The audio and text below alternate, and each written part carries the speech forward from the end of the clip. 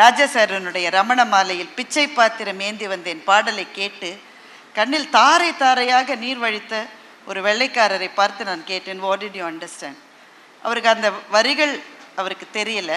ஆனால் ஒரு கிராமத்து மனிதனாக கிளம்பி தனக்குள்ளே இசையை தவிர வேறு எதையுமே கொண்டிராத, யாராலும் உதவி செய்வதற்கு வழியில்லாத ஒரு ஒற்றை இளைஞனாக, சில பேரை நினைத்து காலமாகிவிட்டது, சிலரின் விஷயத்தில் காலமாகிவிட்டது. ராஜா சாரனுடைய பாடல்கள் என்றும் வாழும். எங்க நடுவர் சாலமன் பாப்பையா பெல் அடிக்க இங்க இல்லை, இருந்தாலும் அந்த நேரத்துக்குள்ள குறித்த நேரத்துக்குள்ள நான் முடிச்சிருவேன்.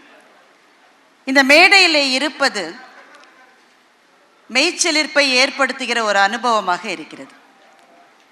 தேவதேவனுடைய ஒரு கவிதையோடு ஆரம்பிக்கிறேன். இந்த இலைகளுக்குள் பொதிந்திருக்கும் நடனத்தை கண்டுகொள்ளுவதற்காக எவ்வளவுதான் இந்த இலைகளை கைப்பற்றினாலும் இலைகளைத்தான் பற்ற முடிகிறதே ஒழிய அந்த நடனத்தை கைப்பற்ற முடியவில்லை என்ற தேவதேவனுடைய ஒரு கவிதை இருக்கிறது. ராஜா சாரனுடைய இசையை பற்றி சொல்லுவதற்கு இதை விட பொருத்தமா வேற எந்த கவிதையும் இருக்க முடியாது. அந்த இசை அமைக்கப்பட்ட பிறகு அதை கூறு செய்து இந்த இன்ஸ்ட்ருமெண்ட்ஸை யூஸ் பண்ணியிருக்காரு, இந்த ராகத்தை உபயோகப்படுத்தியிருக்காரு, இப்படிலாம் செஞ்சிருக்காரு என்று எவ்வளவுதான் அதை அணுகி சென்றாலும் அணுக முடியாத ஏதோ ஒன்று அந்த இசையில் இருந்து கொண்டே இருக்கிறது. அதுதான் என்னை போன்ற லட்சக்கணக்கான பேரை ராஜா சார் அவர்களினுடைய இசை மேதமைக்கு முன்னால் விம்மலோடு கைகூப்பி நிற்க வைத்திருக்கிறது.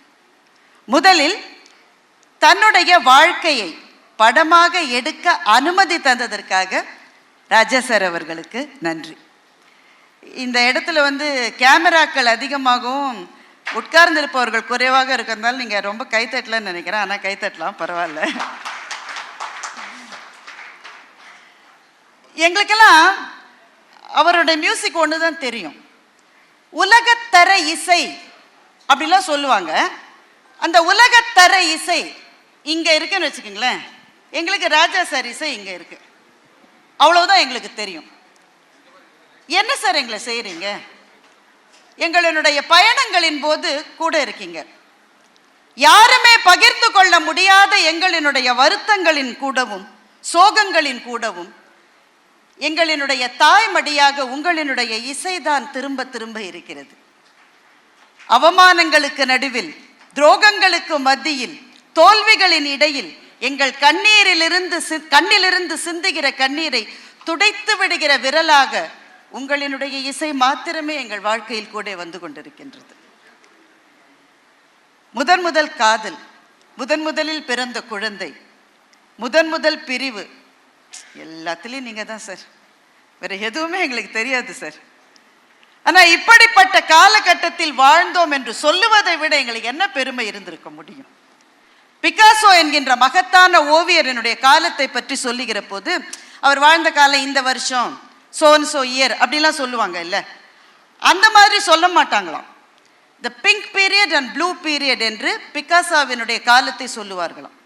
ஏனென்றால் ஒரு கட்டம் வரையில் ரொம்ப பிங்க் ஷேட்ல மட்டும் படம் வரைஞ்சிட்டு இருந்தாரு, இன்னொரு காலகட்டத்தில் ப்ளூ ஷேட்ல படம் வரைஞ்சிட்டு இருந்தார். அதனால் அந்த காலகட்டத்தையே வருடங்களால் சொல்லுவதை விட பிங்க் பீரியட் ப்ளூ பீரியட்னு சொல்லுவாங்க. நாங்கள்லாம் அப்படித்தான். இளையராஜாவினுடைய காதல் பாடல்களின் காலத்தில் வாழ்ந்தவர்கள், இளையராஜாவினுடைய மெலடிஸ் காலத்தில் வாழ்ந்தவர்கள், இளையராஜாவினுடைய ஆன்மீக பாடல்களின் காலத்தில் வாழ்ந்தவர்கள். அந்த ஒரு சின்ன ஒரு கிட்டாரினுடைய ஒரு அதிர்வில் எங்களினுடைய உயிரையும் ஆன்மாவையும் அதிர வைக்கக்கூடிய ஒரு இசைக்கலைஞனின் காலத்தில் வாழ்ந்தவர்கள். அவ்வளவுதான். நாங்கள் இந்த பெரும் பேரு கிடைச்சிருக்குன்னு எங்களுக்கெல்லாம் ரொம்ப கர்வமாக இருக்கு, ரொம்ப பெருமையாக இருக்கு. இந்த படத்தை எடுக்க ஒத்துக்கொண்டதற்காக சாருக்கும் அதில் ஈடுபட்டு இருக்கிற அத்தனை கலைஞர்களுக்கும், என்னை போன்ற இசையினுடைய நுணுக்கங்கள்லாம் ரொம்ப தெரியாம ஆனா இளையராஜா சாரினுடைய இசையே வாழ்க்கையாக வாழ்ந்து கொண்டிருக்கிற லட்சம் ரசிகர்களின் சார்பில் ஒரு நன்றி. இந்த படத்துல நிறைய மியூசிக் இருக்கும்னு எனக்கு தெரியும்.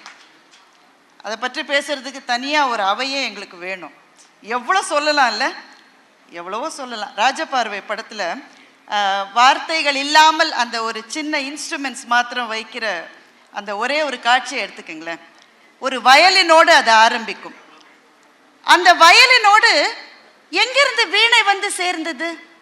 குழல் எப்போது இணைந்தது? ஸ்ட்ரிங்ஸ் எப்போ கொடுக்க ஆரம்பிச்சாங்க? கிட்டார் எப்போ வந்தது? தபலா எப்போ வந்தது? அதெல்லாம் எங்களுக்கு தெரியாது சார். நாங்கள் அந்த இசையிலேயே ஐக்கியமாகி அதோடு பயணப்பட்டு அது முடிந்த பிறகு ஆமாம் இல்லை, வீணை கூட வந்ததில்லை, கிட்டார் கூட வந்ததில்லை, இதெல்லாம் பின்னாடி வர்ற அனாலிசிஸ்.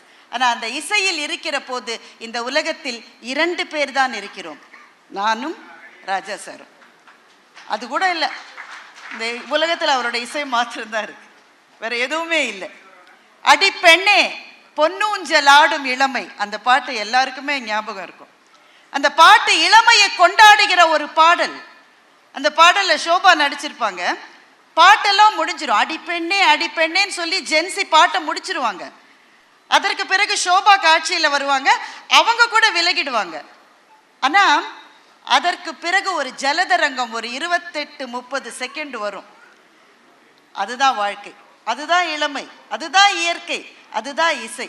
அதோடு கலந்து விடுகின்ற, அதுவும் நானும் வேறு அல்ல என்கின்ற நிலைக்கு எங்களை எடுத்து செல்லுகின்ற தெய்வீக கானம் தான் ராஜா சாருடைய கானம். இந்த படம் ஏன் முக்கியமானது அதை சொல்லிட்டு நான் நிறைவு செய்யலாம்னு நினைக்கிறேன்.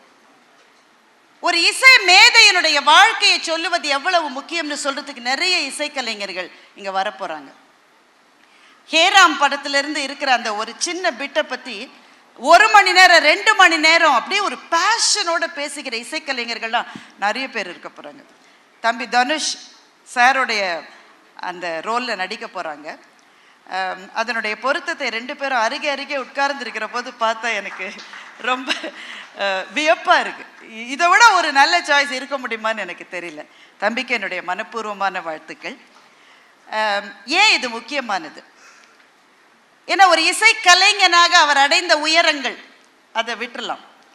ஆனால் ஒரு கிராமத்து மனிதனாக கிளம்பி தனக்குள்ளே இசையை தவிர வேறு எதையுமே கொண்டிராத, யாராலும் உதவி செய்வதற்கு வழியில்லாத ஒரு ஒற்றை இளைஞனாக, அல்லது ஒரு 2-3 இளைஞராக, அவர் தம்பி இருக்காங்க, பாரதிராஜா சார் இருக்காங்க, இவர்கள் 3-4 பேராக யாரும் தூக்கிவிட இல்லாமல் தமிழகத்தின் தலைநகரத்துக்கு வந்து தன்னுடைய உழைப்பால் அர்ப்பணிப்பால் மாத்திரமே தமிழ்நாட்டின், இந்தியாவின், உலகத்தின் இசை அரங்குகளை வியக்க வைக்கிற, மலைக்க வைக்கிற ஒரு மனிதனுடைய வெற்றியை இந்த படம் சொல்ல போகின்றது. இது எத்தனை பேருக்கு என்னங்க அவ்வளவுதானே? இது எத்தனை பேருக்கு ஒரு ஊக்கத்தை கொடுக்கும்னு நினைச்சு பார்க்கறதுக்கு ஒரு பார்வை வேணும். நான் தனியா இருக்கேன், எனக்கு உதவி செய்யறதுக்கெல்லாம் யாருமே கிடையாது, ஆர்வம் இருக்குங்க, ஆனா என்னங்க நமக்கெல்லாம் கிடைக்குமாங்க? இந்த மனநிலையில் நம்மை சுற்றி 1000 இளைஞர்கள், இளம் பெண்கள் இருக்கிறார்கள்.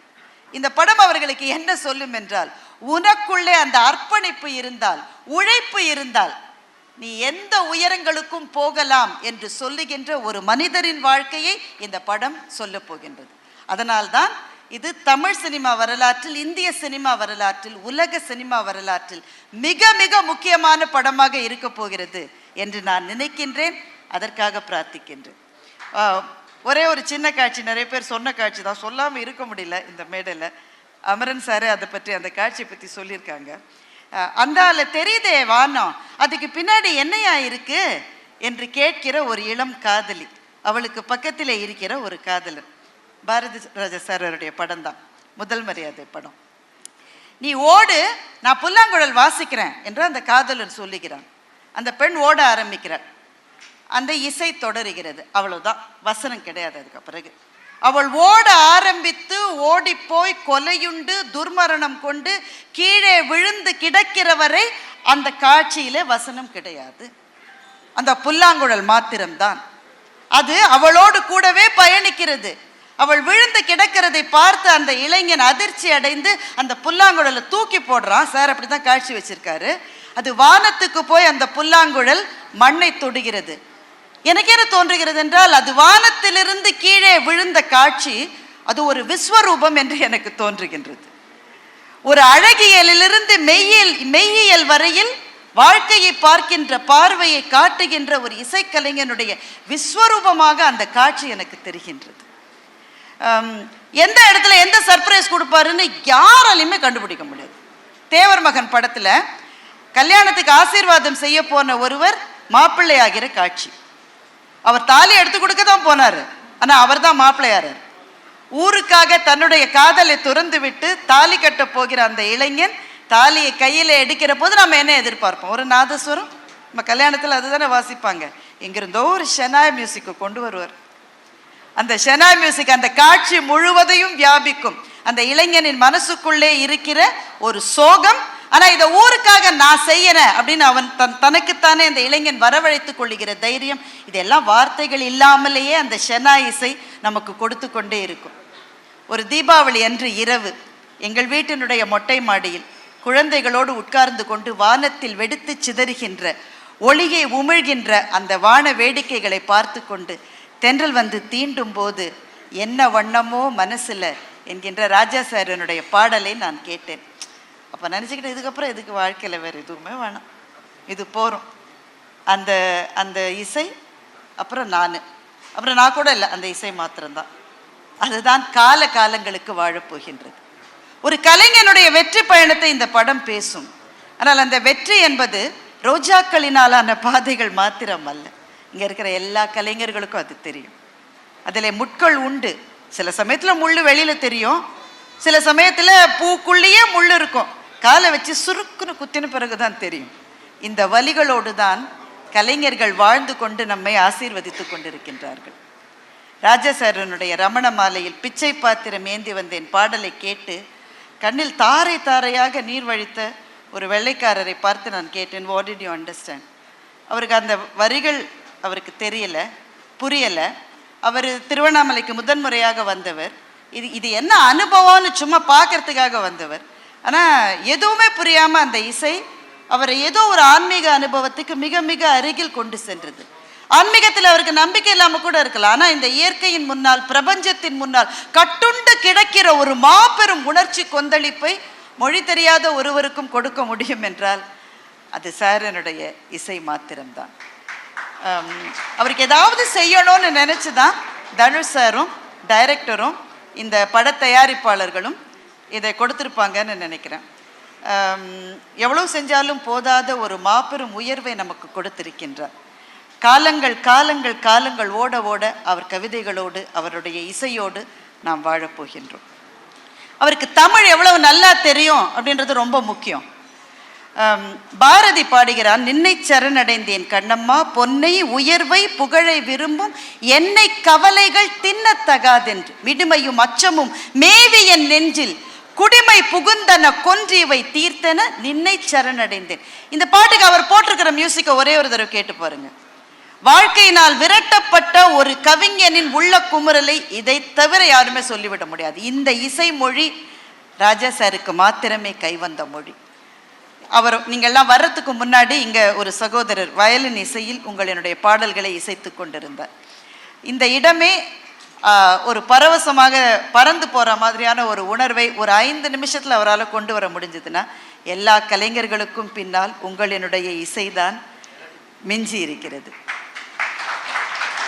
இந்த படத்தை அதில் ஈடுபடுகிற அத்தனை கலைஞர்களுக்கும் என்னுடைய வணக்கங்கள். வெற்றிகளை சொல்ல போகிறீர்கள், ஆனால் அவருடைய வலிகளையும் நீங்கள் சொல்லுவீர்கள் என்று நான் நினைக்கின்றேன். அந்த வலிகளை கடந்துதான் அவர் இந்த பாதையிலே சென்று கொண்டிருக்கின்றார். லட்சக்கணக்கான பேருக்கு வழிகாட்டி கொண்டிருக்கிறார். அந்த பாடல்கள் வந்த போது பிறந்தே இராத அல்லது அந்த பாடல்கள் வந்து 20 வருஷங்களுக்கு பிறகு பிறந்த எங்களுடைய மகள்களும் மகன்களும் அந்த பாடலை இப்போது கேட்டாலும் துள்ளி குதித்து கொண்டிருக்கிறார்கள். தாமரை பூவில் என்று எஸ்பிபி அந்த சரணத்தை எடுக்கிற நொடியில் 15-18 வயசு பையங்க குதிக்கிறாங்கன்னாக்க வயதே ஆவதில்லை உங்களுக்கும் உங்களினுடைய பாடல்களுக்கும். சில பேரை நினைத்து காலமாகிவிட்டது, சிலரின் விஷயத்தில் காலமாகிவிட்டது. ராஜா சாரனுடைய பாடல்கள் என்றும் வாழும். இந்த முயற்சியை முன்னெடுத்து சென்று கொண்டிருக்கிற அத்தனை பேருக்கும், தமிழ்நாட்டிலும் உலகத்திலும் இருக்கிற அத்தனை ரசிகர்களின் சார்பிலும் நன்றி என்கின்ற ஒரு எளிய வார்த்தையை தாண்டி நான் என்ன சொல்லிவிட முடியும்? இந்த படம் சிறப்பாக வருவதற்கும் மிக பெரிதாக பேசப்படுவதற்கும், அதை எல்லாத்தையும் விட முக்கியமா எங்கெங்கோ கிராமங்களில் இருக்கிற எங்க இளைஞர்கள் அதை பார்த்து, சார் போயிருக்காரு, அவருடைய வெற்றிக்கு பின்னாடி இருந்தது அர்ப்பணிப்பும் உழைப்பும் மாத்திரம்தான், அது இருந்தா நாம போயிடலாம் என்கின்ற ஒரு ஊக்கத்தை எங்களுடைய ஏழை இளைஞர்களுக்கு இந்த படம் கொடுக்கும் என்றால் அதுதான் இந்த படத்தினுடைய மாபெரும் வெற்றி என்று சொல்லி என்னுடைய வாழ்த்துக்களையும் பதிவு செய்து இந்த நல்ல வாய்ப்புக்கு நன்றி சொல்லி முடிக்கின்றேன். வணக்கம்.